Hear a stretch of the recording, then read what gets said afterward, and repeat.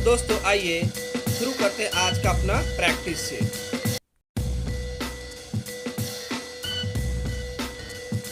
इस क्वेश्चन में कह रहा है कि कोई रोप है जिससे 10 केजी मास लटका हुआ है, उसके मिडिल पॉइंट पर एक फोर्स लगा रहा है कैपिटल एफ।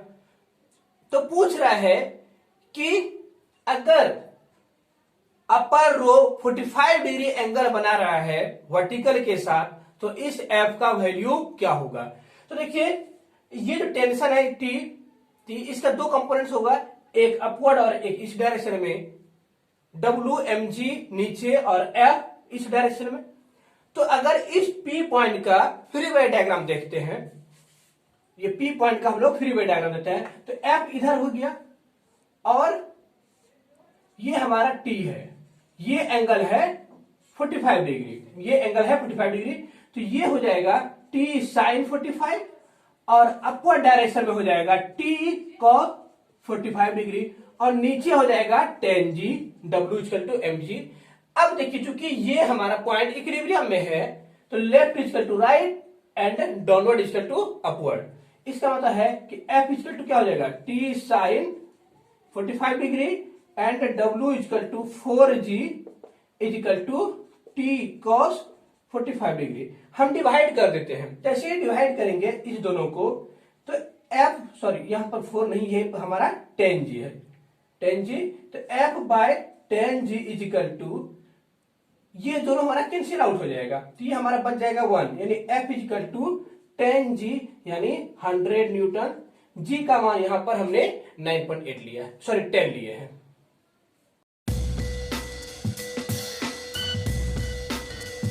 क्वेश्चन में कह रहे कोई पार्टिकल है जिसका मास स्मॉल m है और मान ले तो उसकी काइनेटिक एनर्जी k है, वो किसी एक न्यूक्लियस से कोलाइड करता है, कॉलिजन वन डायमेंशनली है और इलास्टिक है।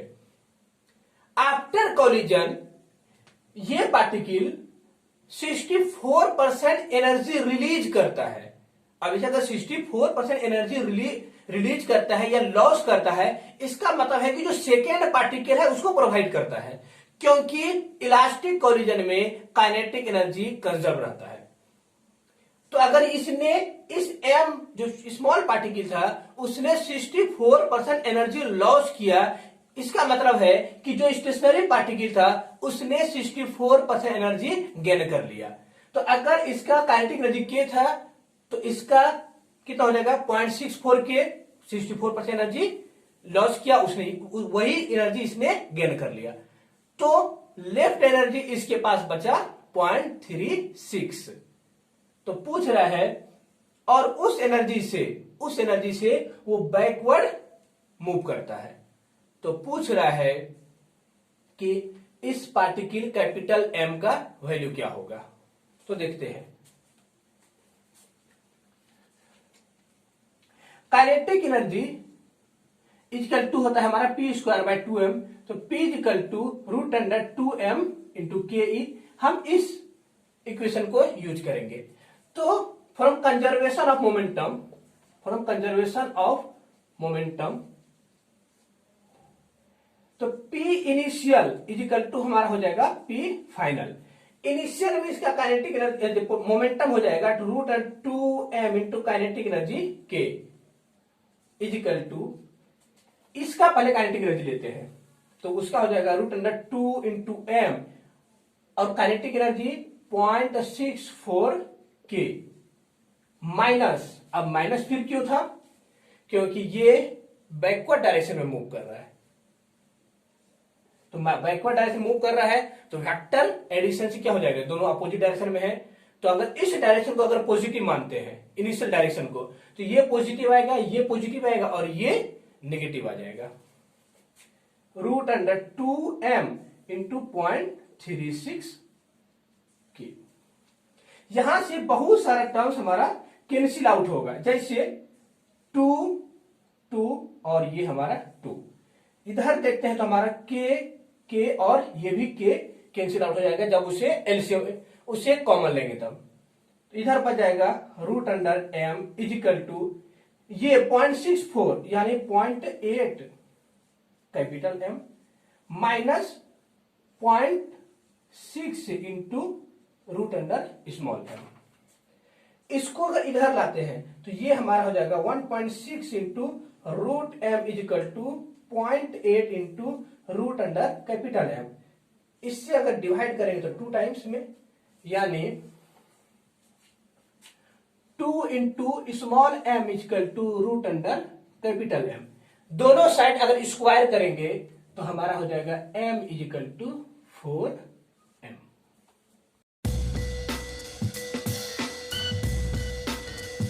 इस क्वेश्चन में कह रहा है कि कोई स्प्रिंग है जिसका लेंथ L है, स्प्रिंग कांस्टेंट K है, उसको दो पार्ट में डिवाइड कर देते हैं।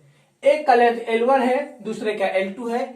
L1 is n times of L2, L1 is to n L2 दिया हुआ है। तो पूछ रहा है कि K1 बाय K2 का मान क्या होगा।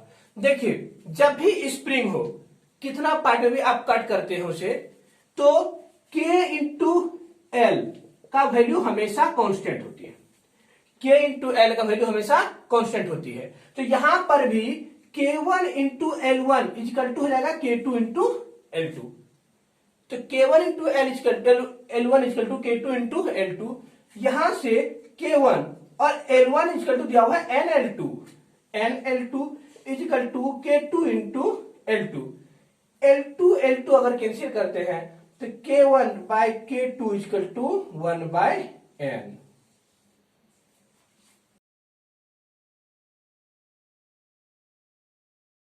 क्वेश्चन में कह रहा है कोई चार्ज रिंग है, उसके एक्सिस पर इलेक्ट्रिक फील्ड किस पॉइंट पर मैक्सिमम होगा। तो देखिए, ये हमारा कोई चार्ज रिंग है जिस पर चार्ज Q है, रेडियस R है, किसी x डिस्टेंस पर, किसी कोई एक्सियल पॉइंट x पर उसका इलेक्ट्रिक फील्ड का वैल्यू होता है is to KQX by R square plus x square पर पावर 3/2। ये हमारा होता है। यहां पर K equal to 1/4 pi epsilon naught, हमें पता है K equal to 1/4 pi epsilon naught, यानी 9 इंटू 10⁹ न्यूटन मीटर स्क्वायर पर कूलम स्क्वायर, ये होता है। अब कह रहा है कि इलेक्ट्रिक फील्ड का वैल्यू मैक्सिमम किस पॉइंट पर होगा। तो जब भी मैक्सिमम की बात आए या मिनिमम की बात आए, हम डिफरेंशिएट करके 0 कर देते हैं। तो यहां से हमारा x इक्वल टू आता है R/√2।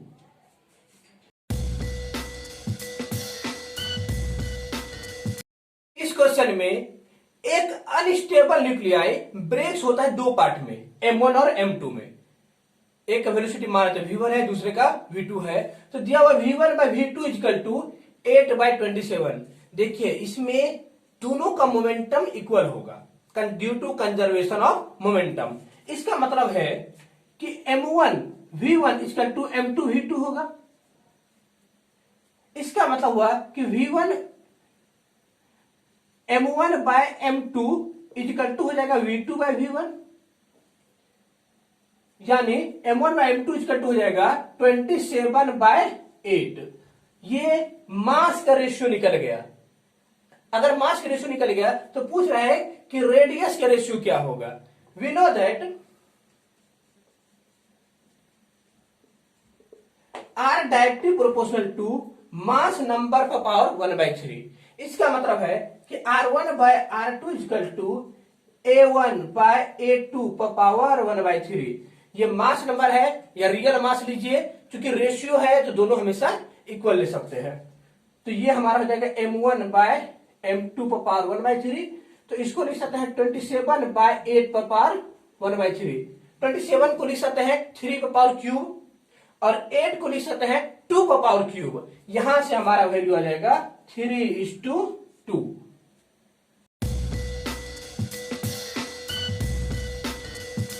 क्वेश्चन में कह रहा है कि 2 moles of helium mixed with 3 moles of hydrogen, तो कंबाइंड यानी मिक्सचर का सीवी क्या होगा। तो देखिए, यहां पर हम डायरेक्ट ये कॉन्सेप्ट यूज कर देता है, CV mixture equal to N1CV1 प्लस N2CV2 upon N1 plus N2। Helium monoatomic है, उसका सीवी होता है 3R/2। हाइड्रोजन डायटोमिक है 5R/2। ये सारे वैल्यूज को पुट कर देंगे। तो ये हो गया 2 into 3r/2 plus 3 into 5r/2 divide by 2 plus 3, यानी फिर यहां लिखते हैं 6r/2 plus 15r/2 divide by 5, यानी 21r/2 डिवाइड बाय 5, यानी 2 या ऐसे करेंगे 21r/10, यानी 21/10, और r का वैल्यू दिया हुआ है 8.314 या 8.3 भी लिख सकते हैं। तो यहां से हमारा आ जाएगा 17.4 जूल पर मोल पर केल्विन।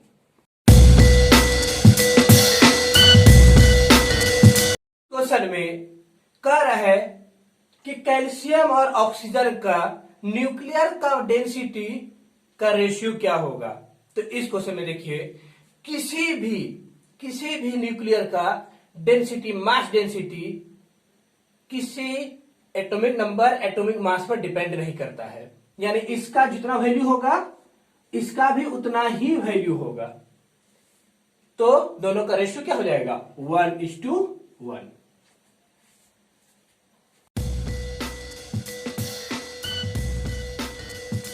इस क्वेश्चन में H दिया हुआ है मैग्नेटिक इंटेंसिटी, डायपोल मोमेंट दिया हुआ है और क्यूब का साइड दिया हुआ है। तो पूछ रहा है मैग्नेटिक ससेप्टिबिलिटी क्या होगा। तो आइए देखते हैं। मैग्नेटिक ससेप्टिबिलिटी निकालने के लिए हम जानते हैं I इक्वल टू चाई इंटू एच, यानी XH या चाई या जो भी बोलिए। H पता है, I निकालना है, X निकालना है। तो I इक्वल टू होता है m/v, magnetic dipole moment per unit volume. Magnetic dipole moment दिया हुआ है 20 इंटू 10⁻⁶ डिवाइड बाय वॉल्यूम जिसका साइड 1 सेंटीमीटर है। तो ये हमारे ये हो गया 1 इंटू 10⁻⁶ मीटर क्यूब। तो यहां से अगर ये दोनों कैंसिल आउट कर देते हैं तो हमारा निकल गया 20, I निकल गया 20।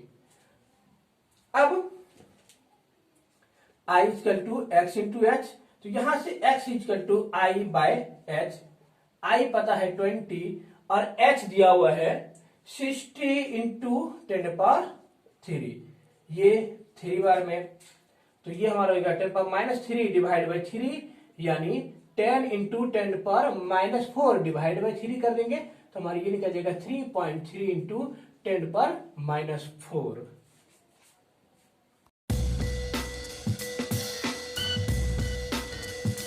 क्वेश्चन में कोई मड वॉल है जिसका थिकनेस दिया हुआ है 20 सेंटीमीटर, कोई बुलेट जिसका इनिशियल स्पीड है 1 मीटर पर सेकेंड उससे स्ट्राइक करता है और पेनिट्रेट कर जाता है। तो पूछ रहा है कि जब वो उससे बाहर निकलता है तो उसका वेलोसिटी क्या होगा। देखिए, और यहां पर रेसिस्टिंग फोर्स दिया हुआ है 2.5 इंटू 10⁻⁻² न्यूटन। तो इसे हम वर्क पर एनर्जी से भी बना सकते हैं और मोशन के फॉर्मूला या मोशन के कॉन्सेप्ट यूज करके भी बना सकते हैं। तो आइए वर्क एनर्जी थ्योरम से देखते हैं। From work energy theorem, work energy theorem initial और फाइनल के बीच में, मान लीजिए हमारा इनिशियल है, ये फाइनल कंडीशन है और यहां पर जो फोर्स लगा रहा है वो भी कुछ वर्क करेगा। तो वर्क एनर्जी थ्योरम से तो work done by all the forces equal to change in kinetic energy. तो work done by all the forces, यहां पर फोर्स हमारा जो रेसिस्टिंग फोर्स है इतना दिया हुआ है जो उसे रिटार्ड कराएगा। तो ये हमारा हो जाएगा -F इंटू एस, क्योंकि ये फोर्स इस डायरेक्शन में लग रहा है और बुलेट का डिस्प्लेसमेंट इस डायरेक्शन में है कितना, जितना थिकनेस है। तो ये हमारा हो जाएगा -F इंटू एस, यहां पर कहिए Fs cos 180, cos 180 का value -1 is equal to change in kinetic energy, kinetic energy final minus kinetic energy initial. तो kinetic energy final half mv² ये हमें निकालना है और इनिशियल दिया हुआ है 1, तो 1² -F, F दिया हुआ है 2.5 इंटू 10⁻² इंटू एस कितना हो जाएगा 20/100 is equal to half mass दिया हुआ है 20 ग्राम यानी 20/1000 v² माइनस 1। यहां से बहुत सारे टर्म्स कैंसिल आउट हो जाएगा, जैसे ये 20 यहां से कैंसिल, यहां से 100 यहां से 2 जीरो कैंसिल। जब इसको कैलकुलेट करेंगे तब हमें v equal to final answer पता चल जाएगा।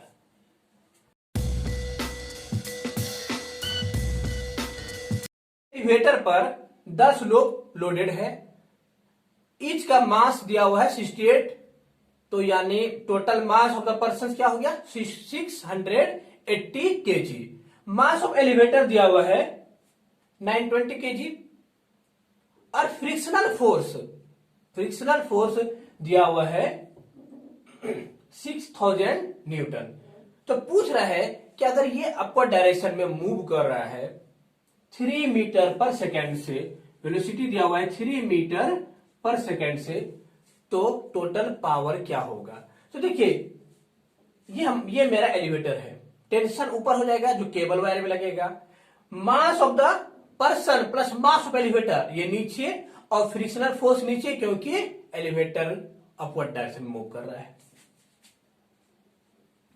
तो T इक्वल टू हो जाएगा टोटल mg प्लस F, ये हमारा हो गया 680 प्लस 920 इंटू जी प्लस 6000, यानी ये हो गया 1600 इंटू 10 प्लस 6000, यानी 16000 प्लस 6000,